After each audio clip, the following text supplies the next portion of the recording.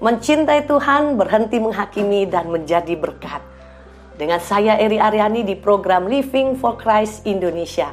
Puji nama Tuhan, hari ini Living for Christ Indonesia ada di Lampung Selatan, tepatnya di sebuah desa Neglasari. Dan kali ini kita akan berbincang-bincang dengan seorang hamba Tuhan yang dipakai Tuhan luar biasa. Beliau akan berbagi cerita kepada kita. Dan hamba Tuhan ini adalah Bapak Pendeta Sugeng Wahyudi. Shalom Pak. Shalom. Apa kabar? Puji Tuhan. Bapak dari gereja GBI. Betul. Neglasari, Lampung Selatan ya Pak. Betul. Puji nama Tuhan, kami senang sekali bisa ada di tempat ini. Dan Bapak bisa berbagi cerita kepada kami. Dan kiranya apa yang boleh kita dengarkan, ini boleh ada satu kekuatan iman buat kami dan juga buat para pemirsa Living for Christ Indonesia. Mengawali cerita mungkin dari waktu pelayanan, sebetulnya saya bukan gembala di sini sebetulnya, dan awalnya tidak terpikir untuk mengembalakan, tapi sekitar tahun 2014 itu ada gereja yang tidak bergembala dan saya berjemaat di situ. Kebetulan 2014 itu saya setelah saya studi S1 di STT Shalom Bandar Lampung, dan saya terpanggil untuk melanjutkan pengembalaan yang sudah ditinggalkan oleh senior saya. Sebetulnya ditinggalkan bukan karena ada masalah, tapi karena beliau ingin ngambil S2 di tempat lain, sehingga tidak memungkinkan beliau untuk mengembalakan di situ. Sehingga saya dengan kesadaran sendiri mengembalakan jemaat yang ada di situ. Jadi panggilan pribadi ya, memang Tuhan sudah bukakan tempat pelayanan di mana memang gembalanya sudah tidak melayani gembala jemaat di sana ya. Betul. Oke, terus bagaimana Pak kelanjutannya, kok bisa oke, saya yang melayani begitu? Pasti ada pernyataan dari Tuhan. Ya, sebetulnya memang dari awal sebelum saya terlibat penuh di pelayanan di situ, saya memang sudah aktivis di gereja itu. Saya melayani juga baik di pemuda, sekolah minggu, tapi seiring berjalannya waktu, karena memang saya cerita di awal tadi tidak ada gembala yang menggembalakan, sehingga saya terjun di situ mengambil komitmen yang pada mulanya sebetulnya saya sudah dengan istri itu sudah melayani di salah satu STT. Saya di bidang perpustakaan dan istri saya di administrasi, tapi karena waktu itu ketidakadaan tenaga di Neglasari, sehingga kami berdua bersepakat dengan istri kita akan resign dari pekerjaan kita dan kita akan pelayanan di GBI Neglasari. Dan puji Tuhan sampai tahun 2022 ini saya dengan istri masih diberikan kekuatan oleh Tuhan untuk tetap bertahan. Udah berapa tahun Pak? Dari 2014 sampai hari ini sudah berapa itu ya, sekitar 8 tahun ya mungkin ya. Sampai hari ini. Wah, luar biasa ya Pak. Iya. Panggilannya itu spontanitas. Spontan aja. Karena melihat ketidakadaan tenaga. Dan memang di Lampung ini sebetulnya banyak ladang atau banyak tempat pelayanan, khususnya di Sinode GBI itu yang masih banyak kosong, tidak ada gembala. Oh ya? Pengerjanya kurang. Pengerjanya kurang. Ladang sudah menguning. Ladang sudah menguning tapi tenaga tidak ada. Wow, memang ini harus menjadi satu beban penginjilan ya. Makanya melalui ini mungkin banyak hamba Tuhan yang bisa terpanggil untuk mengisi kekosongan pelayanan di Lampung Selatan ini ya Pak ya. Sebenarnya bukan di Lampung Selatan aja, di Lampung ini kan sangat luas Bu sebetulnya. Jadi pelayanan itu sangat dibutuhkan, pelayan-pelayan yang memang terpanggil untuk melayani di desa. Hanya saya kalau orang yang biasa pelayanan di kota atau tidak ada panggilan di desa, biasanya tidak tahan lama, paling hanya berapa bulan atau tahun. Sempat ada beberapa. Ya, paling tidak lama. Oh begitu. Ya. Awal-awal sewaktu saya masih jemaat itu, saya waktu masih remaja itu orang antusias dengan Kristen, apa itu gereja, dan mereka tertarik ketika diperhatikan, dibantu, dan ternyata bahkan ada juga sempat yang dari non Kristen itu jadi ikut ke gereja. Tapi memang tantangannya di sini karena memang sudah mungkin kultur budayanya. Jadi kalau ada satu orang yang pindah agama itu langsung satu kampung itu tahu semua. Makanya sempat diintimidasi. Takut, ya itu yang pertama dari keluarga pasti diintimidasi. Bahkan ada sempat waktu itu ada sempat sudah jadi Kristen, tapi karena tantangan dari keluarga lebih kuat, diintimidasi bahkan diancam akan tidak diakui jadi kerabat dan saudara dan sebagainya. Jadi mereka kembali lagi ke agama mereka sebelumnya. Hampir 80% jemaat yang saya gembalakan itu mereka punya latar belakang dari gereja Katolik. Oke. Tentunya kalau Bapak mau punya komitmen untuk meneruskan gereja ini ya, penggembalaannya, visi misi apa yang Tuhan berikan kepada Bapak sehingga Bapak tuh oke, saya akan meneruskan ini pekerjaan Tuhan gitu. Tentunya ada satu visi ya yang membuat Bapak bergerak. Ya itu tadi melihat ketidakadaan tenaga di daerah kami di Lampung Selatan tadi, kekurangan tenaga, dan saya melihat banyak orang yang hampir meninggalkan Tuhan karena memang tidak ada yang mengembalakan. Sebetulnya mereka rindu, sehingga itulah menggugah saya ingin menjadi hamba Tuhan di daerah ini. Ada kendala nggak Pak pada saat Bapak masuk jadi gembala itu? Kendala apa yang Bapak hadapi terhadap orang-orang?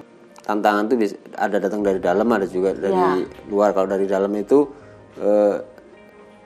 gereja yang saya gembalakan itu jemaatnya itu mayoritas juga adalah hubungan darah dengan saya atau keluarga gitu, masih kerabat dekat. Jadi dulu waktu saya sebelum mengambil keputusan untuk mengembalakan di situ, teman-teman di seangkatan saya atau teman-teman yang lain itu juga sudah mengingatkan Geng bahwa pelayanan seperti yang Tuhan Yesus lakukan itu, pernah Tuhan Yesus bilang bahwa Nabi tidak akan dihormati di tempatnya sendiri. Tapi itu justru menjadi sebuah tantangan baru buat saya. Wow, dan saya tidak memikirkan apakah saya dihormati atau enggak. Yang penting tujuan saya hanyalah jangan sampai jemaat yang ada ini sampai hilang gitu aja. Penghargaan dari Tuhan. Betul, ya. Bu. Kalau orang yang melayani Tuhan, jelas sekali Tuhan katakan akan dihormati oleh Bapak. Betul. Puji nama Tuhan. Berapa kakak Pak di sana Pak? Sampai hari ini 16 kakak berikut dengan yang simpatisan. Yang kenapa saya bilang simpatisan? Ada satu simpatisan tuh mereka karena memang domisili tidak di sini, hanya kerja di salah satu perusahaan di dekat gereja. Jadi tidak menetap. Kadang kerja di tempat kami, kadang beliau ke kotanya asalnya ke Bandar Lampung. Kalau jemaat yang ada sih 15 kakak sampai hari ini. Pernah ada sebuah seperti kayak frustasi juga ya, karena dari kecil kita bina, bahkan kita ajari musik dan sebagainya. Tiba-tiba setelah mereka pintar, mereka pindah ke kota atau tempat lain kan. Iya. Jadi nggak apa-apa Pak, masih di dalam Tuhan. Iya. Tentunya itu. Tapi tadinya waktu dalam secara kalau mau hitung-hitungan, kayaknya saya udah banyak mengeluarkan tenaga untuk mereka supaya mereka itu dididik dan melayani di gereja. Ternyata mereka sudah dewasa, pindah ke kota. Gitu.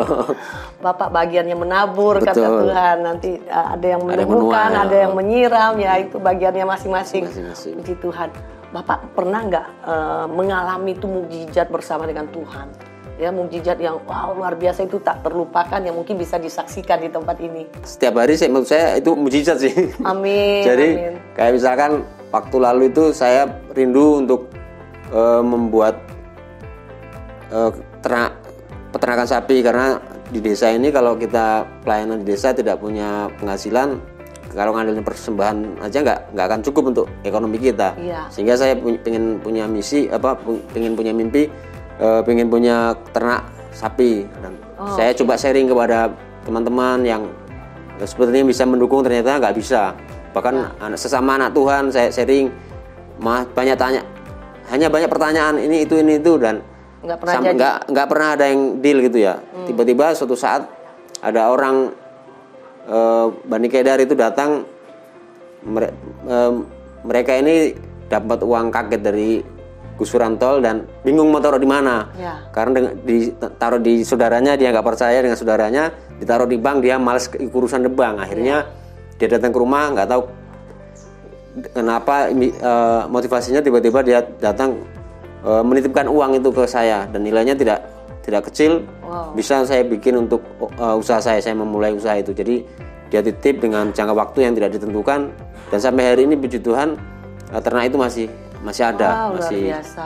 Itu menurut saya itu adalah mujizat karena saya sudah coba kesana kesini tidak ada yang bantu, bahkan hanya janji nanti saya bantu, nanti saya carikan donatur, tapi nggak ada, nihil.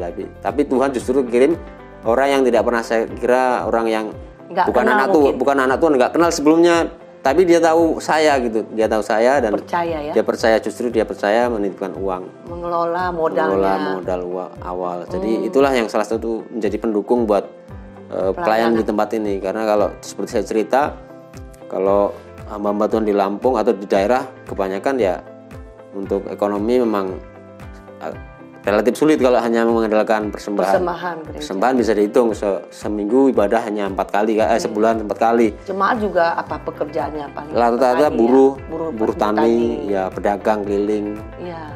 Jadi kalau mengandalkan persembahan ya tidak cukup, Bu.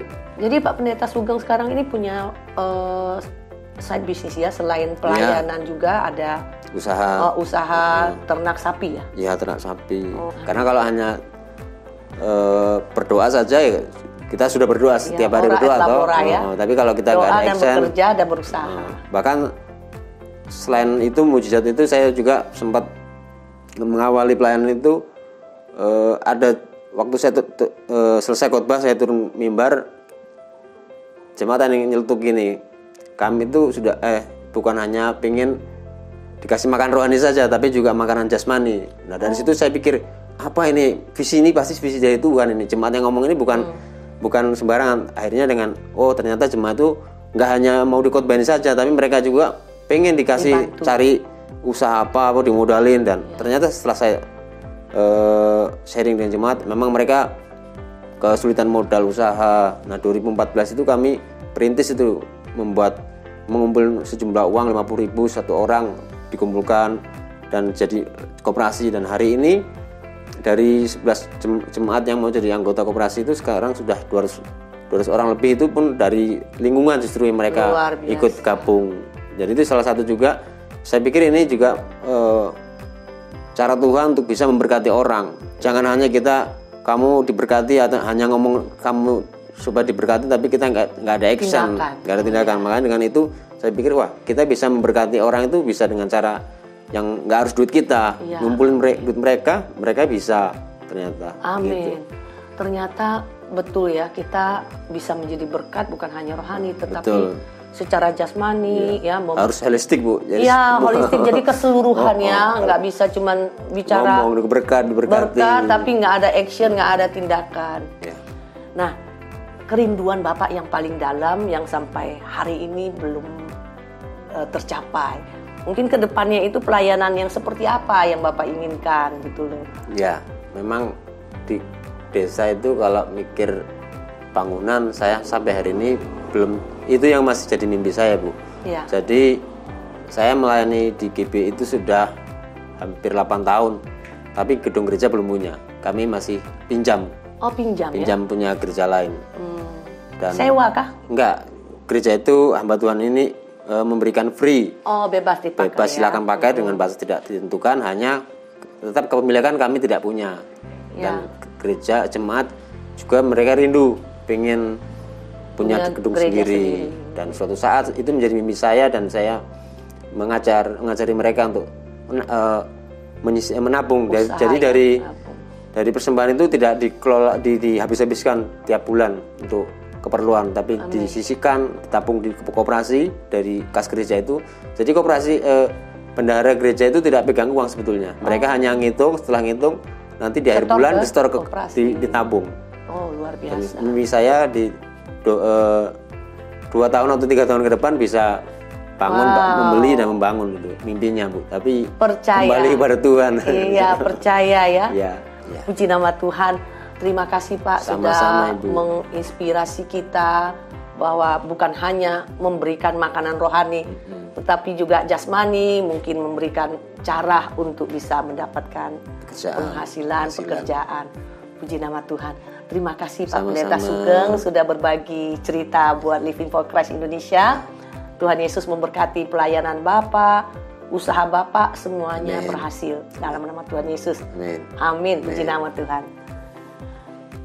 Saudara, kita sudah mendengarkan banyak cerita dari Bapak Pendeta Sugeng dan banyak mimpi yang belum terwujud, ada kerinduan mempunyai gedung gereja, dan bahkan Bapak Pendeta Sugeng ini luar biasa Tuhan pakai untuk memberikan banyak solusi kepada jemaatnya. Saudara, kalau saudara memang digerakkan Tuhan untuk memberkati pelayanan daripada Bapak Pendeta Sugeng, saudara bisa lihat ada nomor rekening yang tertera di layar saudara. Saudara bisa memberikan persembahan kasih saudara kepada rekening tersebut, dan percayalah bahwa setiap rupiah yang kita berikan kepada pekerjaan Tuhan, Tuhan akan kembalikan dengan berkat berkelimpahan. Amin saudara. Terima kasih sudah menyaksikan program Living for Christ Indonesia. Jangan lupa saudara untuk subscribe, like, and share ya. Komen ya saudara untuk mendukung channel ini supaya banyak hamba Tuhan boleh memberikan kesaksian. Terima kasih, Tuhan Yesus memberkati. Shalom. Set me free, only for you, only for you.